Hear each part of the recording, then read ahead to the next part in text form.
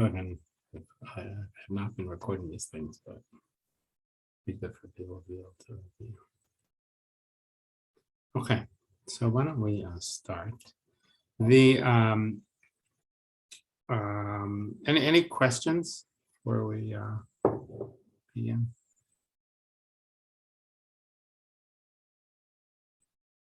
Question about toveling. Okay, Kennedy, great. Go ahead. You can ask him.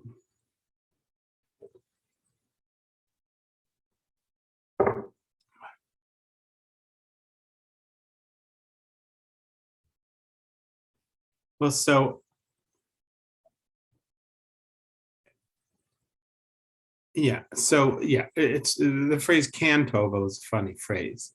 In other words, so what is toveling, right? So sometimes the word tovel means in Hebrew to dip. Tovel in a mikvah, to dip something in a mikvah is tovel. In fact, to dip a person in mikvah is called tevilah. So dishes also. So what is a mikvah? So mikvah, the Torah itself talks about a mikvah that it says either if you have flowing water or you have a bore, a pit of rainwater. Ach ma'ayan uvar. Let's find the verse.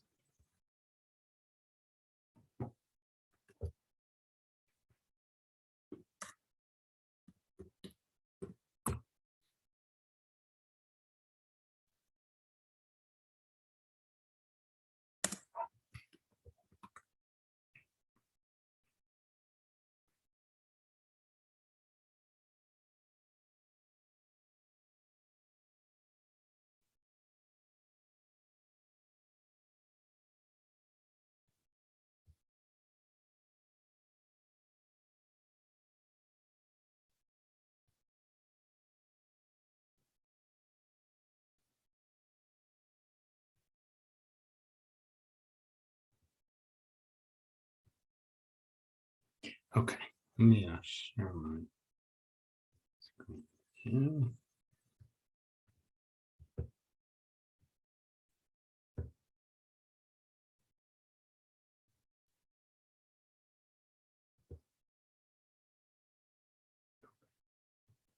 So this is Leviticus 12. The here the Torah is talking about kashrut. It is true that it's talking about kashrut here. And it's talking about purity and impurity. Now, purity and impurity is different than kashrut. Purity and impurity usually has to do with the temple. But you could have a dead carcass of an animal, for instance, that could fall onto a vessel and it could make it impure, and then you wouldn't be able to use it, let's say, for kashering, for something that was a sacrifice, or for something that was truma, that was given to the kohen, that is eaten in holiness.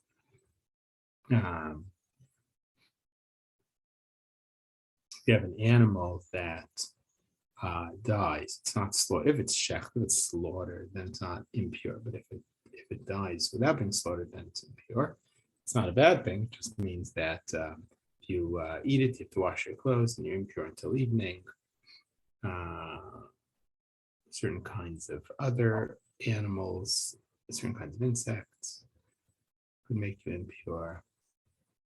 I'm the Lord your God. I have sanctified you, and you should be holy because I am holy.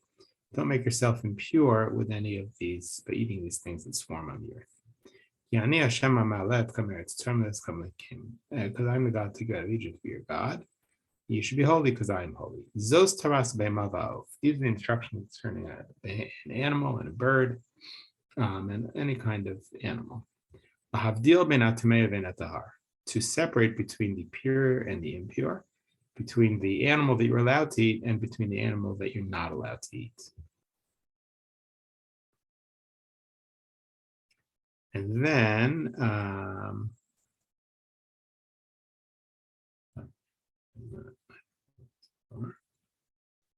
we go. Right. So we said that a dead animal carcass that touches a vessel the vessel becomes impure. Ma'ayan uvar mikveh mayim yetahar v'negev nevos hamitma. A spring or a cistern in which water is collected shall be pure. Whoever touches such a carcass in it. Let's look at Rashi. Rashi says here, if they're attached to the ground, they do not become impure.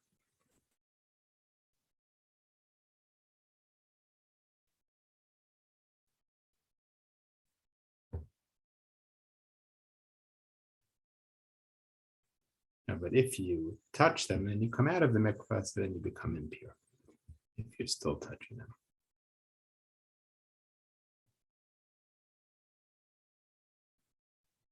So we learn now many times in the Torah it says that, like, let's say the Kohen becomes impure, he has to wash himself in water and wait until the evening. So we understand from the oral tradition that that refers to a mikvah.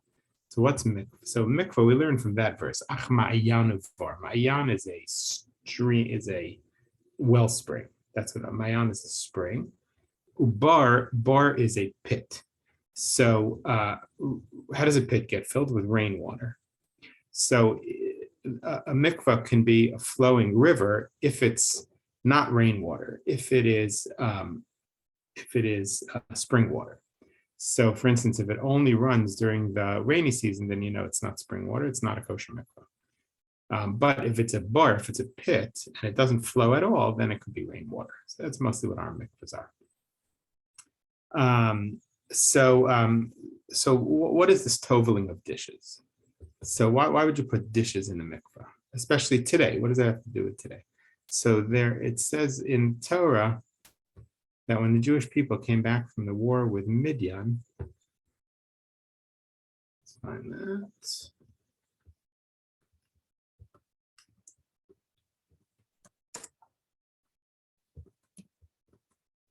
This is where we learned the laws of kashrut from. Let's find the verse.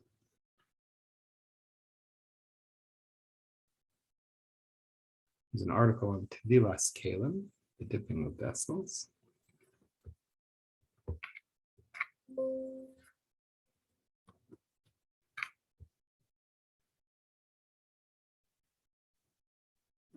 Let's see, Bamidbar 31.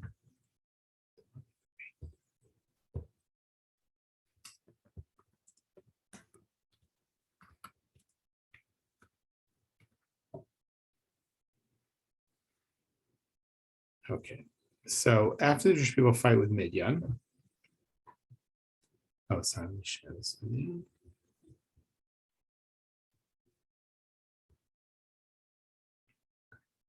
So this is in the book of Numbers, in Bamidbar. The Jewish people fight against Midian, and the Kohen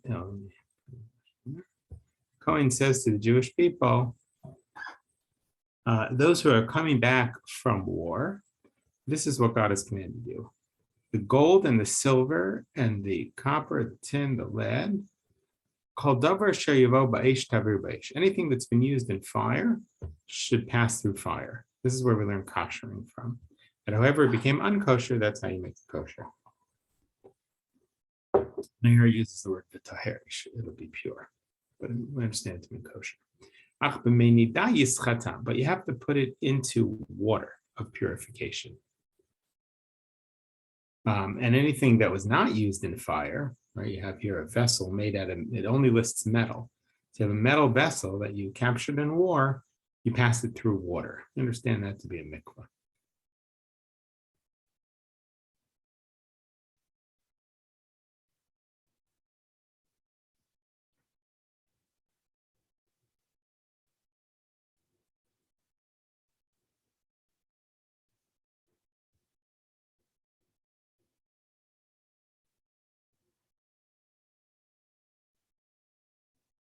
Rashi points out, according to the manner which something became impure or became unkosher, that's how you make it kosher. That's what we learned from this. So what about it should be purified with meinidah? What is it? Sprinkling, plain senses. Purification to cleanse it from the uncleanliness caused by impurity. but we were just talking about kashrut. The rabbis derive from here that the law, in order to make them fit for use, is immersion in a mikvah. So there's really two things going on here, right? One is kashrut, and the other is even if something was used not in fire, was not used to cook in, you still have to put it into water. You still have to put it into a mikvah. This is where we learned toveling from. Now, the only thing the Torah listed was metal vessels, right? You saw that. Copper, lead. The Gemara says that anything that's like metal that you can melt and put back together, you also have to dip in a mikvah when you buy it. So it says, what is that? Glass. So glass and metal are the things that you have to put into it. Now, it's separate than kashrut. In other words, kashrut is only that the idea that the unkosher food that you cooked in a pot, let's say, gets absorbed into the walls of the pot. And you have to get it out of there. How do you get it out of there? The same way it got in. That's what we learned from that verse. Whatever went through fire, you passed through fire. So, so if it's a pot that you boiled something unkosher in, so you have to wait 24 hours, and then you boil water in it. And then what is unkosher in the walls of the pot will be drawn back out into the water. If it's something, let's say it's a grill grate that you grill on, that's used with fire. So you actually have to kosher it through fire. You have to make it red hot or white hot in order to kosher it. You could do that with a blowtorch. You could do it in a self-cleaning oven even. But separate from kashrut is something totally different. Let's say you buy a new vessel, or you capture an old vessel in war, like in the Torah. So if you got a used vessel from somebody not Jewish, then you'd have to kosher it first. Whether you got it in war, whether you bought it, you'd have to kosher it first, make it kosher, just to draw the taste out of the vessel. But then separate from that, the Torah says you pass it through water. So you have to dip it in the mikvah. So even if you bought something brand new, there's no worry about kashrut. It's definitely kosher. It was never used before. But still, if it's metal or also glass, you have to dip it in the mikvah. And you make a blessing when you do it. The blessing is al tevilat kelim. Now, sometimes you'll see on lists, it'll say, now clay, you for sure do not have to put in the mikvah when you buy it. It happens separately that we don't kosher clay. It's something made out of clay or ceramic. You can't really kosher, it absorbs too much. But again, kosher is totally separate than dipping something in a mikvah when you buy it. The only thing that's put in the mikvah is, now sometimes you'll see that glazed clay, let's say like porcelain, some people say you have to do it without a blessing, because really it's clay. But some people worry that the glass glaze on it maybe is a reason to dip in the mikvah. I don't think you have to do that. I think just metal and glass you have to put into a mikvah. So it's separate than kashrut. Yeah. Could I ask a one follow-up for the, so when I originally koshered everything, I had a set of cheap Amazon plates and bowls and stuff. I rebought that and put the old set just in a box, assuming that there was no use for it. But is there, technically, could I use those and they still be kosher if they weren't for cooking? Like it's a plate there, it never got to the temperature of like yad soletis bow, assuming. So is that okay? Well, right, but we assume that a plate that you put something hot on, that it should be kosher in some way. Okay. So I mean, if you have something that was never used with hot things, more now yad soletis bow is not that cold. It's like 114 degrees. So if you took something out of a pot and put it onto a plate, it's probably yad soletis bow. right, okay. But let's say if something only used with cold, I don't know, cups of some kind, plastic cups, whatever it is. Yeah, in theory, you don't have to kosher those. Now, if you have metal, everything could be koshered except for ceramic. Ceramic, we assume, cannot be koshered because it absorbs too much. Sarah, you want me to get it? Hold on one sec.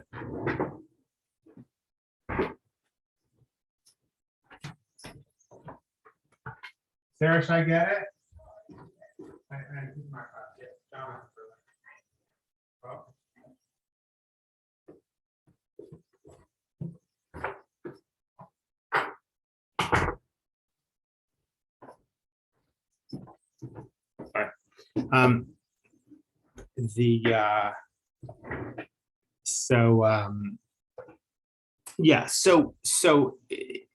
Let's say that you had, anything but ceramic, anything but clay, meaning plastic, some plastic, if it can't withstand boiling water, we don't usually kosher it, but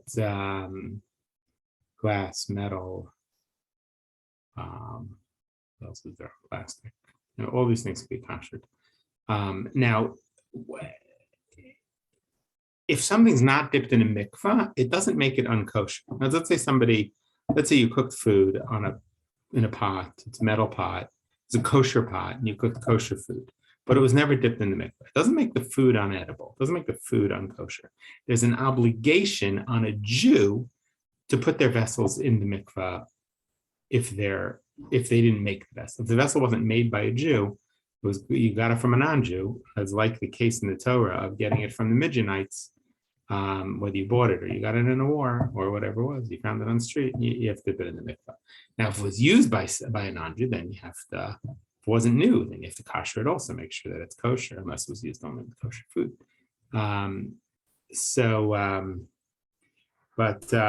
Now, so while a person's not Jewish, if a person owns a pot, it doesn't have to be toveled. And there's nothing wrong with cooking in it, even cooking in it for a Jew, it doesn't affect the food. But once you become a Jew, now you have an obligation to tovel your pots and your pans and anything metal or glass that touches food. In other words, it's not a law about kashrut. It's a separate obligation that if a Jew acquires some cooking utensil that's going to be in touch with food, or an eating utensil that's going to be in touch with food, that it should be put in the mikvah if it's metal or glass. Learned from that verse in the War of Religion. That makes sense? So once you convert, even if your dishes are kosher, you have to tovel them in the mikvah. Problem is, it doesn't work to tovel them before you convert because you're not Jewish. So once you convert, now all of a sudden you got your pots from somebody who wasn't Jewish, yourself. And you have to tovel them. Could we put in the river? If it's a river that flows all year, meaning that it's not rainwater, it's basically fed by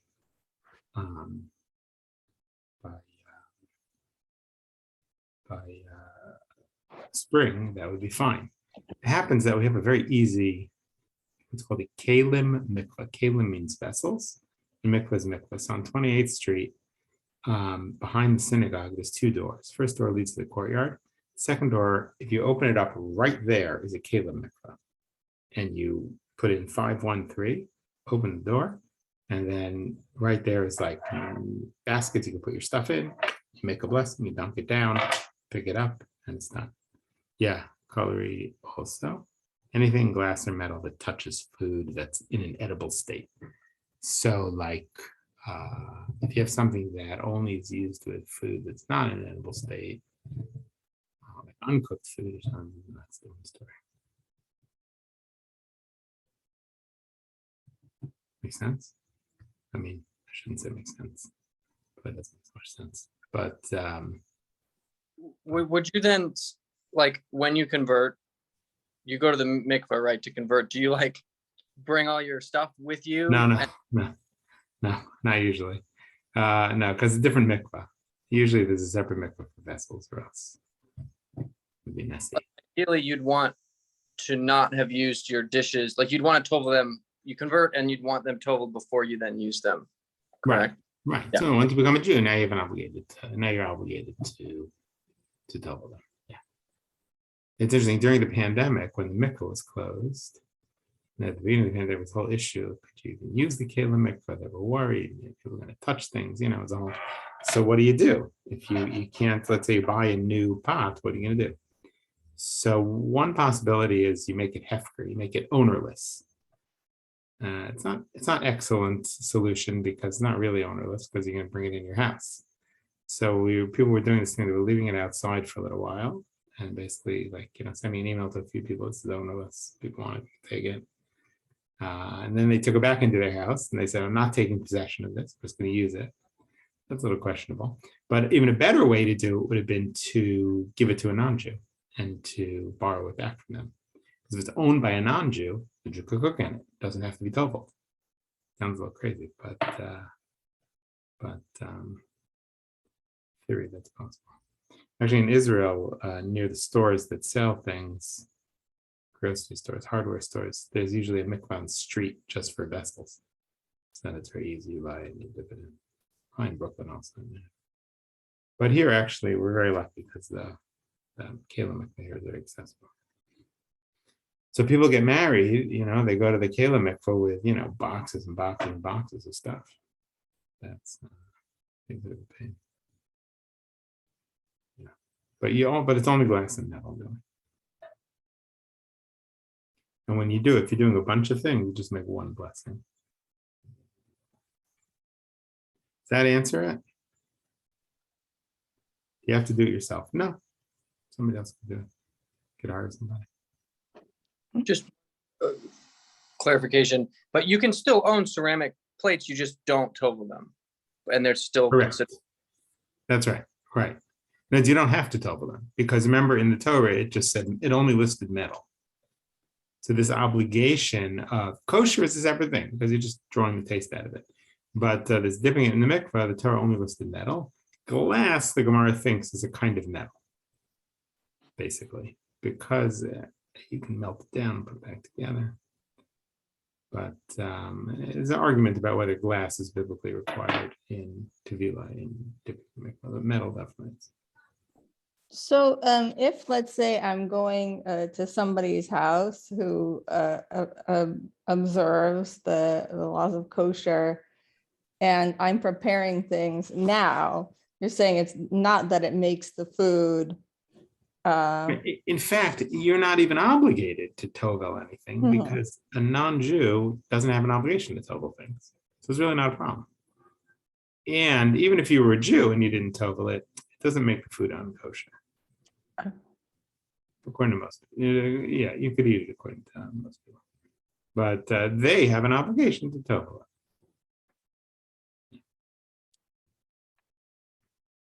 Thank you. You bet. And for the ceramics, just to be clear, is it that you don't have to tovel them or that there's just like, you would not get rid of them? What?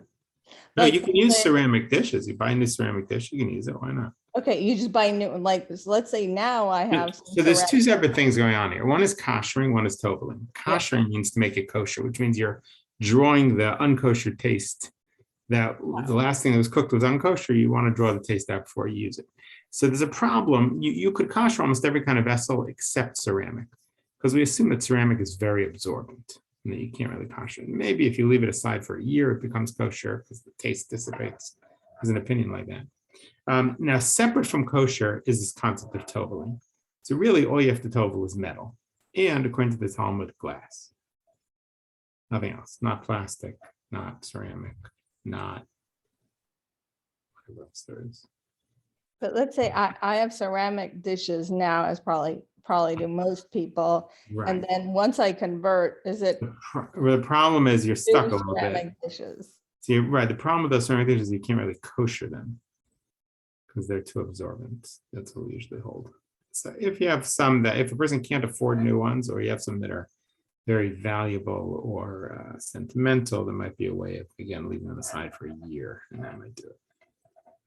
But generally, we donate them and buy new ones unless they're very special. Thank you. But everything else, metal, glass, plastic, that you can make kosher.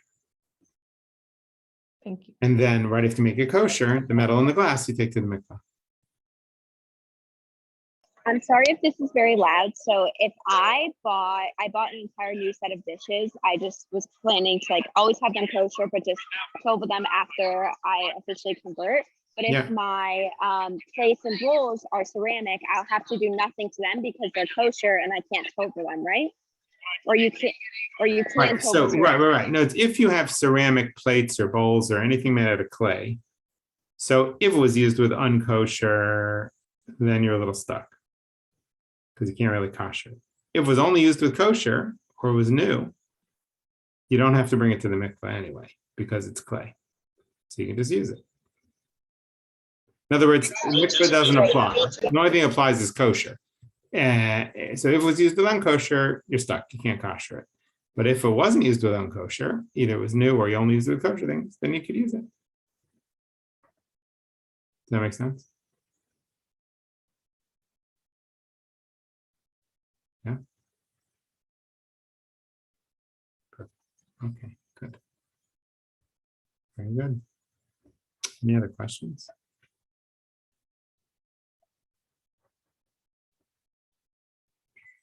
So maybe we'll talk a little bit about what we're doing right now, counting the Omer. We're in this time between Passover and Shavuot in which we count 49 days. And then the 50th day is Shavuot, holiday of Shavuot. Now the Torah doesn't really talk, we're doing it every night. After it gets dark, we count the Omer, right? Like yesterday was 25. So we said, I'll pull it up online.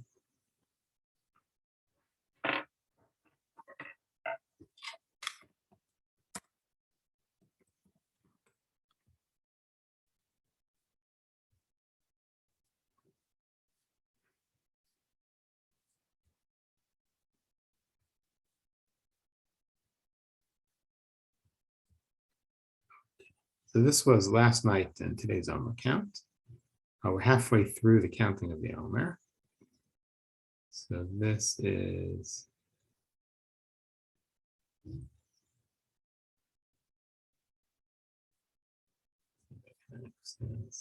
yesterday's. I don't want to do tonight's because then I won't be able to do the lesson, so I've already counted it because it's very close already to the time.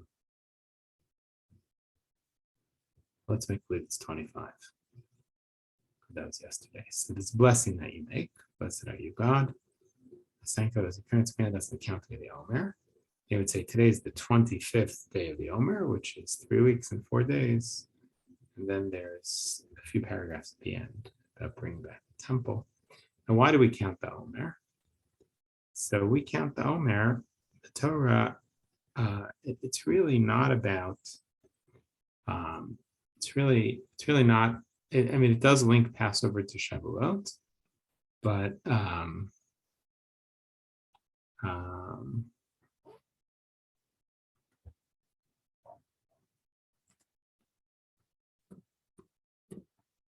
it's really about the counting from one agricultural process to another. Shiva Shavuot Tisparlach, 7 weeks you shall count. Mehechel Chermesh Bakama. When the sickle is put to the standing grain, you should count 7 weeks.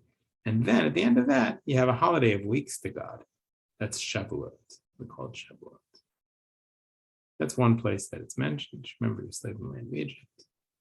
So this is one place in the Torah where it's mentioned. So what is the counting of the Omer about? So you see that the counting of the Omer is actually about the cutting of the grain.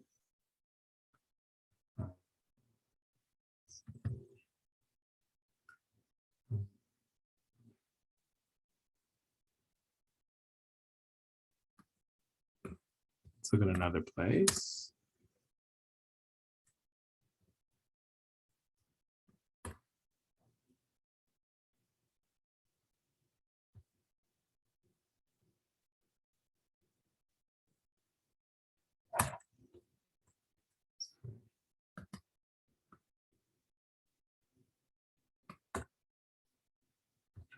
Here's another place in the Torah where it's mentioned.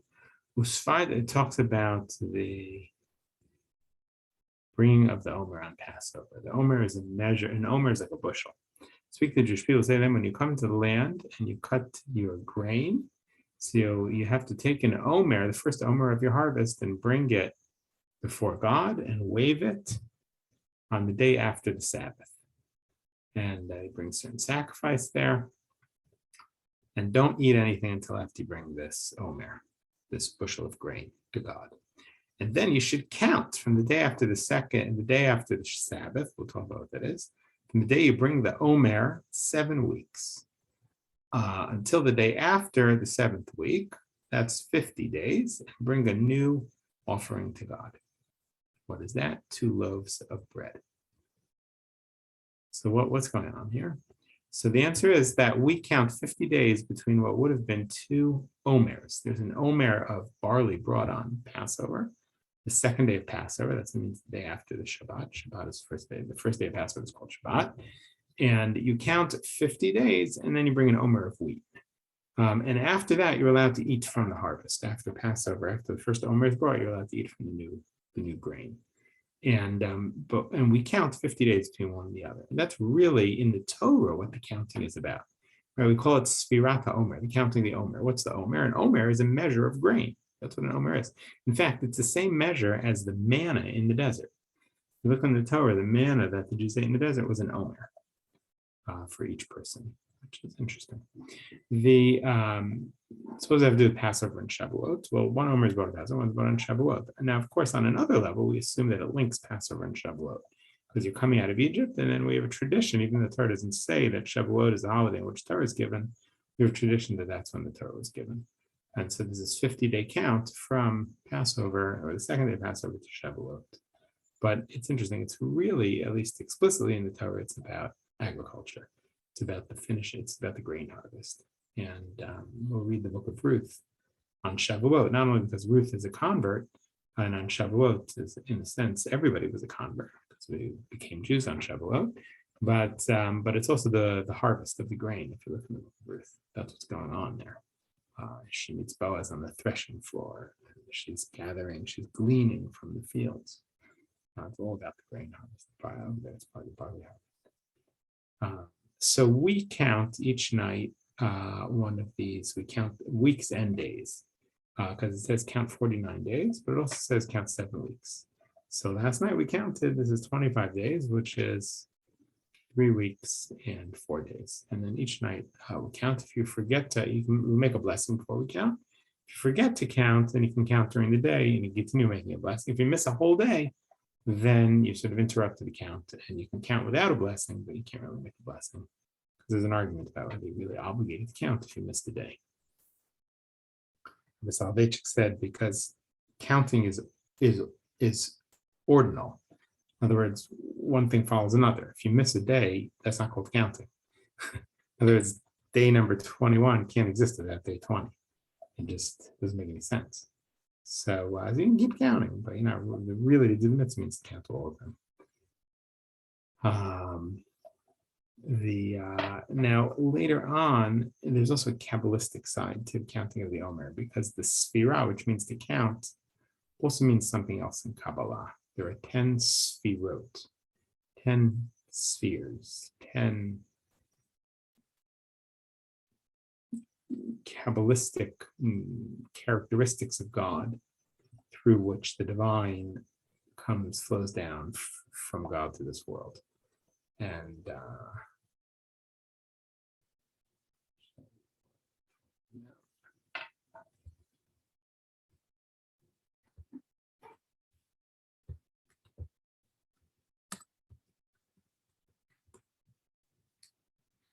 10 divine emanations.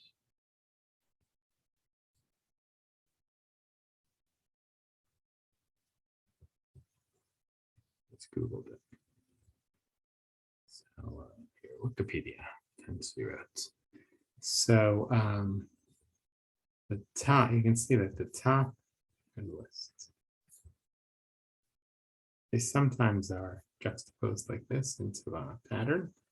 Keter means a crown, but sometimes it's called chachma. I mean, sometimes it's called dot. So you have Keter, the crown, something called the Ein Sof, God's infiniteness. And you have chachma bina dat, wisdom, understanding, and knowledge. Have you ever heard of Chabad, type of Hasidim called Chabad? Lubavitch Hasidim sometimes go by the word Chabad. What is Chabad? Chabad is an acronym for Chachma, Bina, Dat. The 3 sefirot at the top, which are considered part of the intellect. Sometimes you see a human being sort of juxtaposed on this. And up here would be the brain. And then the 7 lower sefirot are the 7 sefirot of counting the sefira from Passover to Shavuot. So Chesed, kindness, Gevura, strength, Tiferet, which is like a combination of them. Netzach, Hod, Yesod, Malchut, or sometimes Malchut is called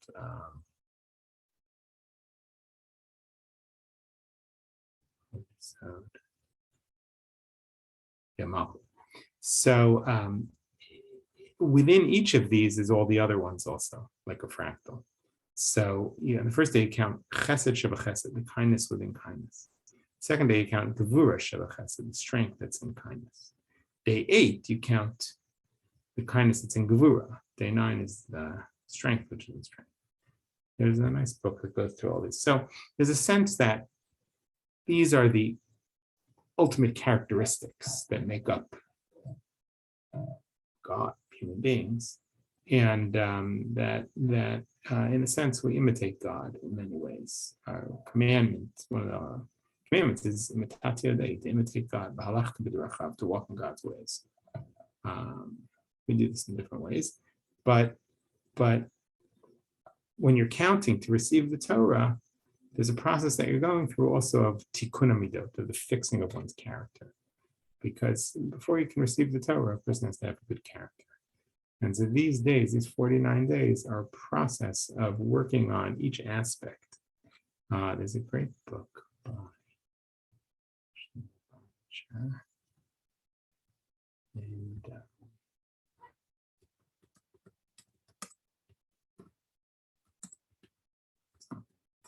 and it sort of really tries to concretize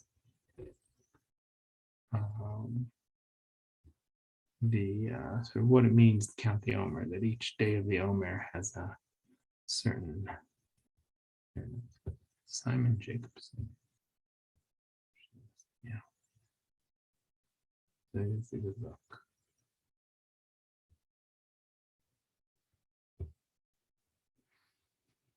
Counting the haomer, this spiral down, and you can see he's got the 7 lower sphere out here.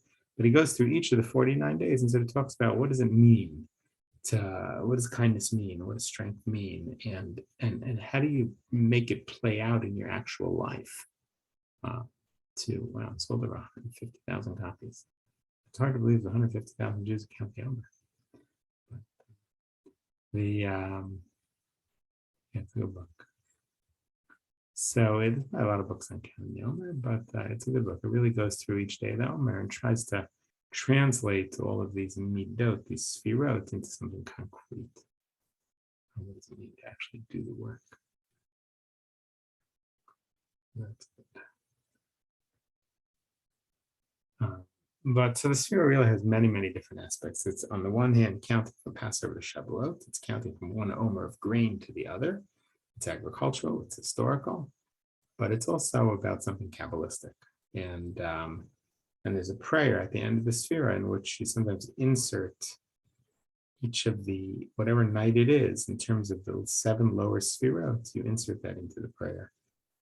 And in the prayer, it talks about being mitakein, fixing that which one has messed up in that particular sefirat, that particular aspect. So love and strength are opposites.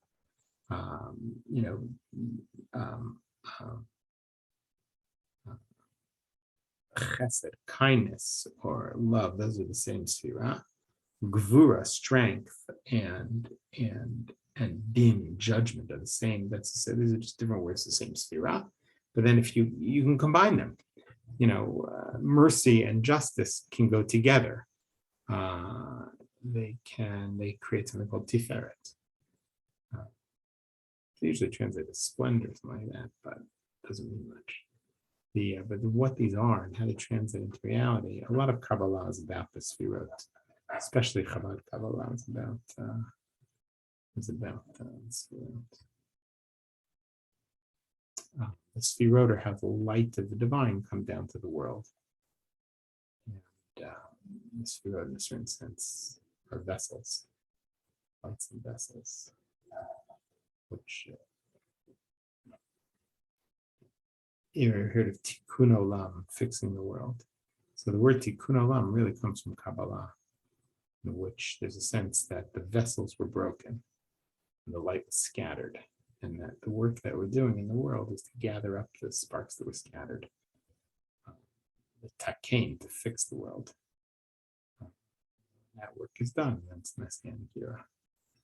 This study of lights and vessels is a good part of certain kinds of Kabbalah. Okay. So even if you don't pray, even if you miss praying at night, you can still count the Omer. Even if you didn't count a certain number of days, whatever, just pick up where we are, tonight. There's a million apps that will remind you to count the Omer. There's ones that will pop up the Omer counts in the language on your phone. There's all kinds of ways to remember to count the Omer. But we do it now. The 33rd day of the Omer is a special day. Lag of Omer. Lag is Lamed Gimel 33. And there's a separate thing that happened during the Omer, which makes the part of the Omer a sad time. That is, thousands of years after the Torah, the students of Rabbi Akiva died during the Omer.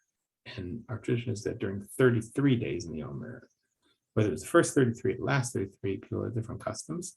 But on Lag BaOmer, Rabbi Shimon Bar Yochai, the great Kabbalist, died. He was one of the students of Rabbi Akiva, and that day became a happy day. So actually, we're going to do a barbecue in the park, in Mitchell Park. We're going to co-sponsor the Chabad, and it'll be Thursday, next Thursday.